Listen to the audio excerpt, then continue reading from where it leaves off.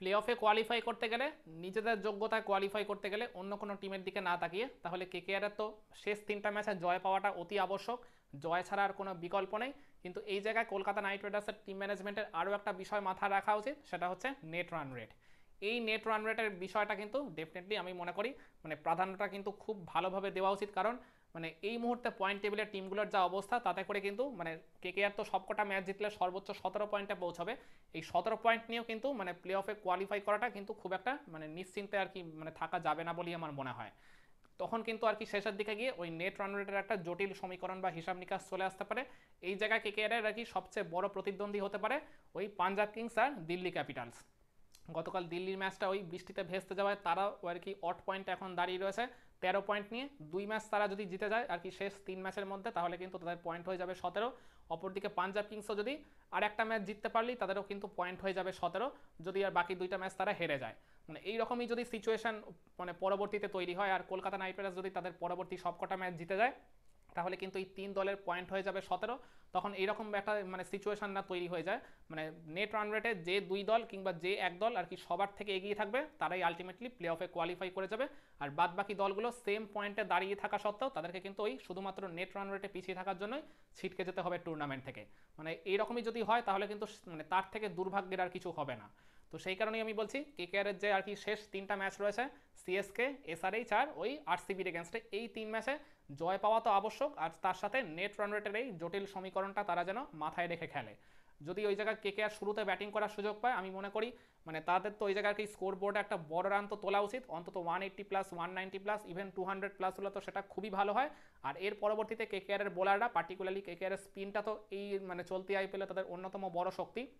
স্পিনারদের লেরিয়ে দিয়ে তারা যেন ওই জায়গায় প্রতিপক্ষকে খুবই কম রানের মধ্যে আটকে দিতে পারে। অন্তত যেন প্রথমে ব্যাটিং করলে কেকেআর 30 বা 40 রানে জানে যাতে তারা ওই জায়গায় জয়টা সুনিশ্চিত করতে পারে, সেই বিষয়টা আমার মনে হয় মাথায় রাখা উচিত কেকেআরের টিম ম্যানেজমেন্টের। সেই কারণে তাদের বোলিং শক্তিটাকে আরও ভালোভাবে ঢেলে সাজানো উচিত, বোলারদেরকে ওই জায়গায় আরও ভালো করে মেন্টরিং করা উচিত। আর অ্যাট দ্য সেম টাইম ব্যাটাররাও যাতে ওই একটা বড় রান স্কোর বোর্ডে তুলতে পারে, সেই বিষয়টাও অবশ্যই মাথায় রাখা উচিত। আর এছাড়া যদি কেকেআর রান চেস করার সুযোগ পায়, তাহলে তো অবশ্যই শুরুর কাজটা আর কি বোলারদের জন্য যথেষ্ট কঠিন হবে বলে আমি মনে করি। কারণ প্রতিপক্ষকে কিন্তু খুবই কম রানে বেঁধে ফেলতে পারলে তবেই কিন্তু কেকেআরের ব্যাটাররা একটু আর কি আগে ভাগে আর কি ম্যাচটা জিতিয়ে দিতে পারবে। শুরুতে যদি বোলিং করে, আমার মনে হয় কেকেআরের বোলারদের টার্গেট রাখা উচিত প্রতিপক্ষকে কোনোভাবেই যেন 160-র ওপরে যাতে তারা না তুলতে পারে, সেই বিষয়টা মাথায় রাখার। 160 থেকে 170-র মধ্যে বেঁধে ফেলতে পারলে অপোনেন্টকে, তবেই কিন্তু ওই রান চেস করে অন্তত 17 বা 18 ওভার কিংবা তারও আগে যদি কেকেআরের ব্যাটাররা সাকসেসফুলি চেস করতে পারে রানটা, যদি আরও কম রানে আটকে রাখা যায়, তাহলে কিন্তু কেকেআরের ওই নেট রান রেটের হিসাব নিকাশটা কিন্তু একটু হেলদি হয়ে যাবে বলা চলে। যত ওভার আপনি হাতে রেখে ম্যাচ জিতবেন ততই কিন্তু আপনারই লাভ। আর খেয়াল করে দেখবেন কেকেআর তো এই মুহূর্তে পয়েন্ট টেবিলে 6 নাম্বার পজিশনে রয়েছে। কেকেআরের উপরে থাকা বাকি 5 টিমের নেট রান রেট কিন্তু কেকেআরের থেকে যথেষ্ট হেলদি। কেকেআরের একটা আর কি পজিটিভ বিষয়, তাদের নেট রান রেটটা ওই জায়গায় প্লাস অবস্থায় রয়েছে, পজিটিভ অবস্থায় রয়েছে। আর এই প্রথম 6 দলের মধ্যে সবচেয়ে নেট রান রেট বেশি হচ্ছে মুম্বাই ইন্ডিয়ান্সের, কারণ তারা লাস্ট কয়েকটা ম্যাচ যেভাবে আর কি বড় বড় ডিফারেন্সে জিতেছে। লখনৌ সুপার জায়ান্টসকে মনে আছে 54 রানের ডিফারেন্সে হারিয়েছিল, রাজস্থান রয়্যালসকে 100 রানের ডিফারেন্সে হারিয়েছিল।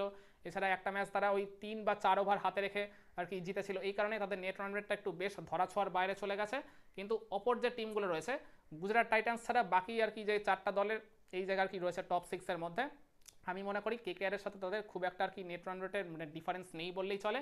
তো কেকেআরের সামনে খুব ভালো আর কি সুযোগ রয়েছে তাদেরকে ম্যাচ জয়ের পাশাপাশি অ্যাট দ্য সেম টাইম একটু জয়ের ব্যবধানটা যাতে একটু তারা বড় করতে পারে, সেই বিষয়টা খেয়াল রাখার। এর আগের 2টা ম্যাচে কেকেআর জিতলেও এই জায়গা থেকে আমরা একটু আর আক্ষেপই করতে পারি বলতে পারেন। কারণ দিল্লির এগেনস্টে ম্যাচটা খেয়াল করে দেখবেন, কেকেআর তো 200+ স্কোর তুলেছিল, দিল্লির কিন্তু স্কোরটা একসময় হয়ে গেছিল 8 উইকেটে 160। ওই জায়গা থেকে দিল্লিকে যদি আমরা অনায়াসেই 170 কিংবা 75-এর মধ্যে অল আউট করে দিতে পারতাম, তাহলে কিন্তু কেকেআরের সামনে অন্তত 25 থেকে 30 রানের ডিফারেন্সে ম্যাচটা জেতার একটা খুব ভালো চান্স ছিল। কিন্তু সেই কাজটা ওই জায়গায় কেকেআরের বোলাররা করতে পারেনি। লাস্টের দিকে ওই ভিপরাজ নিগম কিছু শট খেলে কেকেআরের জয়ের ব্যবধানটা তিনি অনেকটাই কমিয়ে দিয়েছিলেন, যার ফলে মাত্র 14 রানের ডিফারেন্সে কিন্তু আমরা দিল্লিকে হারাতে পেরেছিলাম। আর এর আগের ম্যাচটার কথা ভেবে দেখুন, ওই রাজস্থান রয়্যালসের বিপক্ষে, যেখানে তো আমরা নিশ্চিতভাবে ম্যাচটা অনায়াসেই 15 রান কিংবা তার ঊর্ধ্বেই আর কি জিততেই পারতাম, কিন্তু সেইটাও আর কি একেবারে হাতের মুঠোয় থাকা সত্ত্বেও সেই সুযোগটা আমরা কাজে লাগাতে পারিনি। উপরন্তু ম্যাচটা তো আমরা প্রায় হেরেই যাচ্ছিলাম বলতে গেলে, ওই আর কি শেষের দিকের বোলিং ব্যর্থতার জন্য। তো আমার মনে হয় এই ছোট ছোট বিষয়গুলোর উপর কেকেআরের টিম ম্যানেজমেন্টের আরও বেশি করে ধ্যান দেওয়া উচিত। যাতে পরবর্তীতে ওই প্লে অফে কোয়ালিফাই করার ক্ষেত্রে এই শুধুমাত্র নেট রান রেট নিয়ে বড় সড়ো কোনো সমস্যার সম্মুখীন যাতে না হতে হয় কলকাতা নাইট রাইডার্সকে হাতে পর্যাপ্ত পরিমাণে পয়েন্ট থাকার পরেও। একমত হবেন আমার এই পয়েন্টগুলোর সাথে? কমেন্টে জানান।